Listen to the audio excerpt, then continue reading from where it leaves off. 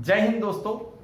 आपकी वरिष्ठ अध्यापक की जो एग्जाम में माय मिशन में अभी फ्री क्लासेस हमेशा चलती है और अभी क्रैश कोर्स जो कराया गया था तो उसमें काफी सारी टेक्निक्स बताई गई थी कंटेंट के साथ भी कि कौन सा प्रश्न कैसे आएगा, किस तरह से आएगा, उसको ज्यादा से ज्यादा किस वैरायटी से घुमा करके पूछ सकते हैं, परीक्षा हाल में क्या सावधान रखने, समय समय पर हम हर क्लास में बताते रहते हैं। यही वो कारण है कि माय मिशन से इतने ज्यादा सिलेक्शन होते हैं। अब वो जो सारा हमने सिलेबस पढ़ाने के दौरान जो जो चीजें हमने जो सावधानियां बताई जिनकी वजह से स्टूडेंट्स का पेपर कंपैरेटिवली उसकी सोच से भी उसकी तैयारी से भी ज्यादा अच्छा कैसे जाए, इस बारे में मैं आपको बता रहा हूं। देखिए, जय हिंद दोस्तों।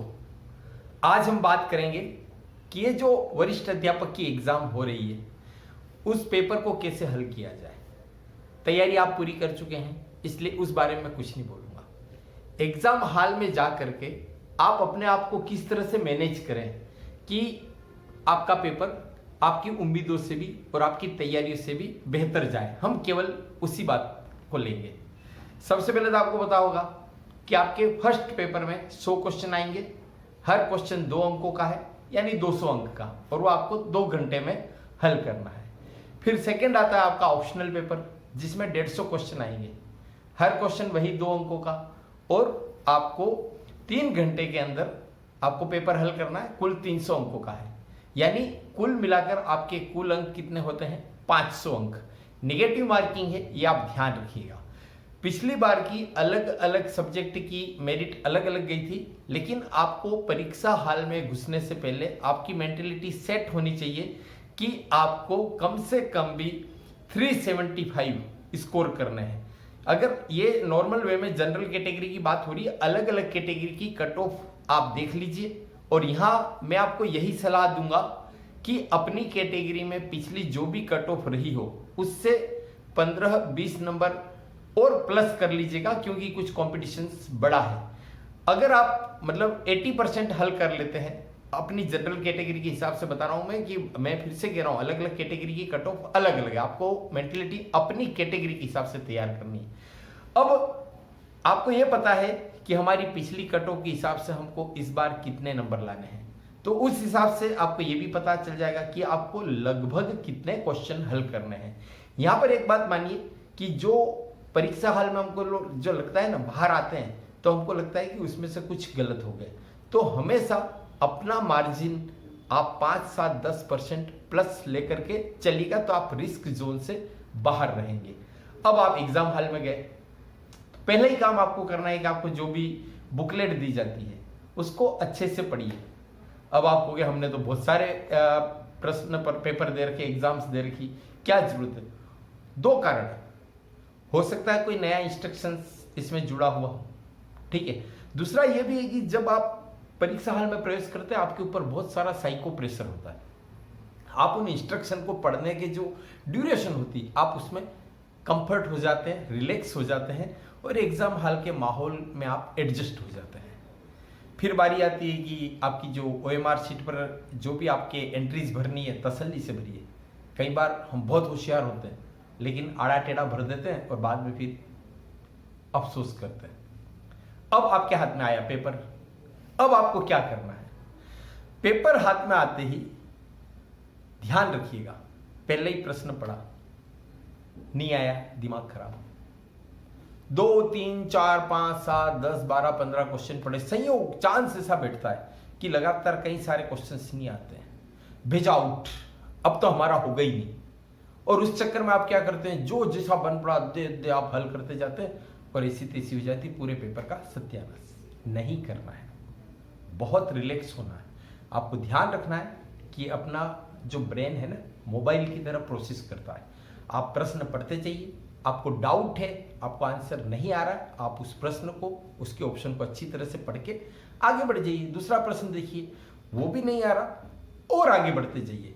इस बीच आपको पूरी तरह से स्माइलिंग मोड पर रहना है, मुस्कुराते रहना है कि अरे यार ऐसा कैसे हो गया, मैंने तो इतना पढ़ा, मुझे नहीं आ रहा, कोई बात नहीं, देखते हैं, ऑल इज वेल, आएगा। इस बीच क्या होगा, आप जैसे जैसे आगे के क्वेश्चन में बढ़ते जा रहे हैं ना, तो जो क्वेश्चन आपके सामने है वो तो आप हल कर रहे हो, लेकिन मनुष्य का जो मस्तिष्क है ना, असीमित क्षमताओं का धनी होता है। तो पिछले जो भी प्रश्न आपने पढ़े हैं और उनके ऑप्शन पढ़े वो अंदर प्रोसेस होते जाएंगे। मोबाइल में घूमता है ना चक्के पे चक्का, तो घूमते जाएंगे। और जब आप सेकेंड राउंड में उन क्वेश्चंस को हल करेंगे ना, तब आपके सामने सही ऑप्शन अपने आप निकल के आएगा। यहां से आवाज आएगी कि यही है राइट चॉइस बेबी, आहा, और डेफिनेट वो सही होगा। तो यहां पर ज्यादा घबराने की जरूरत नहीं है। अब आप प्रश्न हल कर रहे हैं तो आपको जो आता जाए वो हल करते जाइए, और इधर हल किया और हाथों हाथ OMR शीट में आपको संबंधित सर्किल भर देना है। यद्यपि वहां गोला लिखा रहता है, गलत है, क्योंकि गोला त्रिविमी होता है और वृत्त 2 डायमेंशन पर। आपको इस लफड़े में नहीं पड़ना है। आप तो कंसर्निंग जो सर्किल है वो आपको हाथों हाथ भर देना है। कई बार हमारी एक मेंटेलिटी होती है, नहीं साहब हम तो सारे के सारा पेपर हल करेंगे और बाद में आखिरी में सबके इस सर्किल आखिरी में भरेंगे। अब आप याद रखिएगा, आखिरी में 5 मिनट वाली घंटी बजती है, जो इन्विजिलेटर में इंस्ट्रक्शन देता है जल्दी करिए, आपके कहीं पेपर में कुछ क्वेश्चन छूट गया, बहुत ज्यादा प्रेशर है, और ऐसे में आपने मान लो 7वें प्रश्न के में 8वां सर्किल भर दिया, तो 8वें में 9वां भरोगे, 9वें में 10वां भरोगे। पूरी सीरीज, पूरी मेहनत, पूरा करियर एकदम खल्लास। तो आपको उस चक्कर में नहीं पड़ना है। आपने पहले ही प्रश्न अगर 17वां हल करा तो 17वां सही कर लीजिए। दूसरा अगर आपने 28वां सही करा है तो 28वें का सर्किल भर दीजिए। अब यहां पर हम आते हैं कि ये तो हो गया सारी प्रोसेस। अब कई तरह के प्रश्न को हम हल कैसे करें। तो प्रश्न का हल करने में प्रोसेस क्या होती है कि मैंने आपको बता चुका हूं कि भाई आपको कहां तक के हल करने हैं। अगर आपकी तैयारी के अकॉर्डिंग और मेरिट के अकॉर्डिंग अच्छी मात्रा में प्रश्न हल हो रहे हैं, फिर आपको रिस्क नहीं लेना है, क्योंकि आप जानते हैं ना निगेटिव मार्किंग है। निगेटिविटी हमको भी और हमारे पेपर को भी, दोनों को बर्बाद करती है ना। तो आपको बिल्कुल रिस्क नहीं लेना है। हाँ, आ रहे तो आप पूरे हल करिए, कोई दिक्कत नहीं। पर अगर आपको आपकी कैटेगरी की मेरिट के हिसाब से उससे भी 5, 7, 10 क्वेश्चन अच्छे से आ रहे हैं और आपने कर दिए और बाकी के नहीं आ रहे, फिर प्लीज रिस्क मत लीजिएगा। अब आपको मान लीजिए कि आपकी कट ऑफ के हिसाब से आपके तो क्वेश्चन कम हल हो रहे हैं, अब अपने को रिस्क लेना जरूरी है। तो अब क्या करें? तो मैं कुछ टिप्स बता रहा हूं कि इस तरह की रिस्क हमेशा कामयाब होती है। एक तो आपको बता रहा हूं, ये जो टिप्स है ना, ये उन क्वेश्चंस के लिए बता रहा हूं जिनके आंसर आपको नहीं आते हैं और आप रिस्क लेने के लिए तैयार हैं कि भाई रिस्क लिए बिना काम नहीं चलेगा। तब इन जो मैं ट्रिक्स बता रहा हूं उनका उपयोग करना है। और ये सामान्य तौर पर सही होती है, हर हाल में सही हो इसकी गारंटी नहीं है। अब देखिए, किसी प्रश्न का ऑप्शन है कि उपरोक्त सभी सही है। देम श्योर अधिकतर मामलों में रिस्क लेने में यह उत्तर बिल्कुल सही साबित होता है। अब मैं आपको बताऊं, आजकल पेपर जो बनते हैं तो कंप्यूटर के हिसाब से उसमें क्या होता है, रेंडमाइजेशन होता है। तो कई बार 1, 2, 3 ऑप्शन होता है और नीचे आता है उपरोक्त सभी सही है। कई बार किसी बी सेट या सी सेट में ऐसा भी आएगा कि पहले 2 ऑप्शन आया, फिर आया उपरोक्त सभी सही है और फिर एक और नीचे ऑप्शन दे रखा होता है। तो हम सोचते हैं कि यार उपरोक्त सभी सही है तो ऊपर वाले 2 ऑप्शन के लिए। ऐसा नहीं है, वो तीनों ऑप्शन के सही होने पर चौथे नंबर आना चाहिए, पर अलग अलग सेट में वो जो विकल्पों का क्रमांक बदल देते हैं ना, उस चक्कर में हुआ है। तो आपको कंफ्यूज होने की जरूरत नहीं है।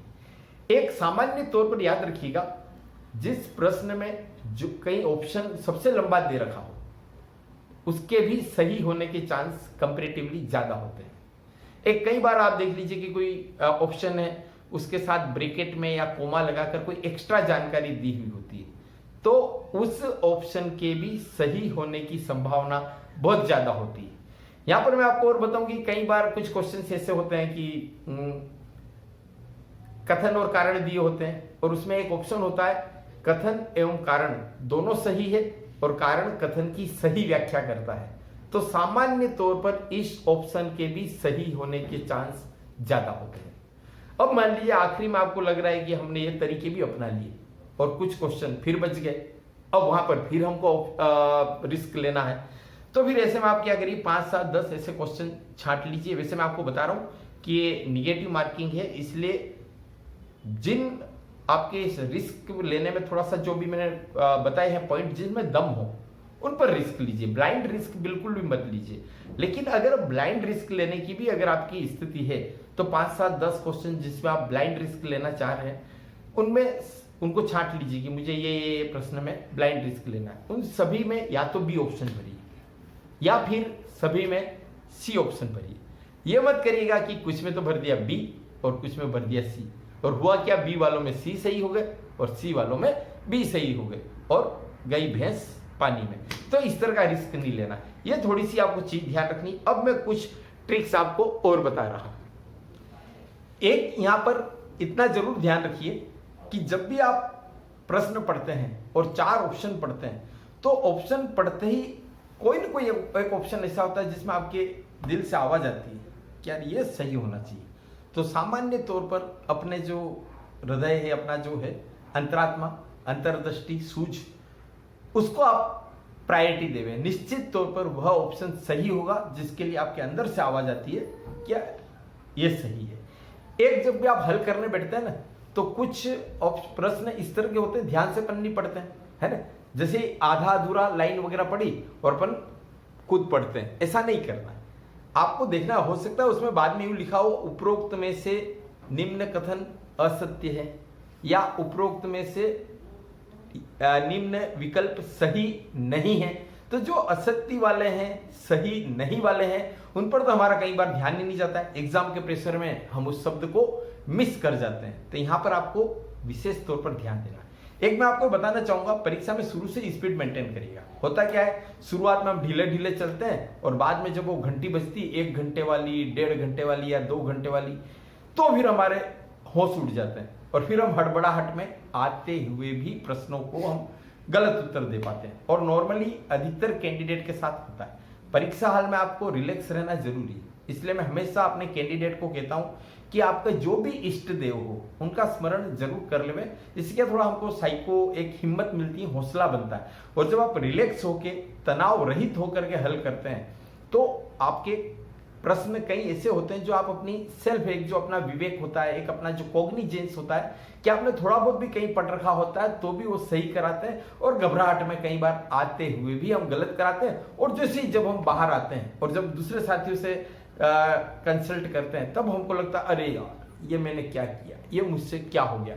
तो इस तरह की परिस्थिति से आपको बचना है। एक जो विकल्प होता है ना, 1 2 3 4, कई बार क्या होता है 1 2 3 4, तो वो ध्यान रखिए। तो पहले और चौथे में तो आपको प्रॉब्लम नहीं होगी, दूसरा कौन सी पोजीशन पर है और तीसरा कौन सी पोजीशन पर है, इसको आपको थोड़ा सा ध्यान देना है। यहां पर मैं आपको बता रहा हूं कि परीक्षा को लेकर ज्यादा तनाव लेने की जरूरत नहीं है।